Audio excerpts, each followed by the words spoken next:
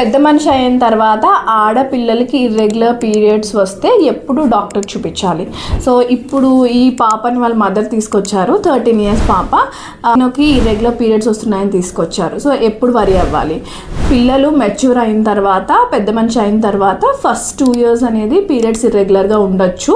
ఎందుకంటే ఇనిషియల్ 2 yearsలో మనకి హైపోథాలమో pituitary ovarian axis ఏదైతే మనకి బ్రెయిన్ నుంచి సిగ్నల్స్ వస్తాయో యూట్రస్ అండ్ ఓవరీస్కి పీరియడ్స్ రావడానికి, ఆ పాత్వే అనేది మెచ్యూర్ అవ్వడానికి టైం పట్టచ్చు కొంతమంది ఆడపిల్లలు. సో అందుకనే ఈ ఇర్రెగ్యులర్ పీరియడ్స్ అనేవి మెచ్యూర్ అయిన తర్వాత ఇనిషియల్ 2 to 3 years చూస్తూ ఉంటాం.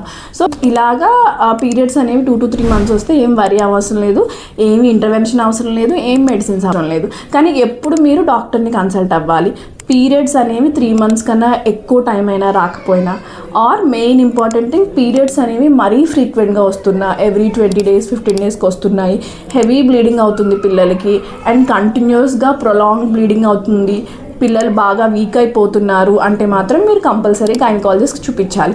ఇనిషియల్ 2 years అయితే ఏం వరీ అవ్వద్దు.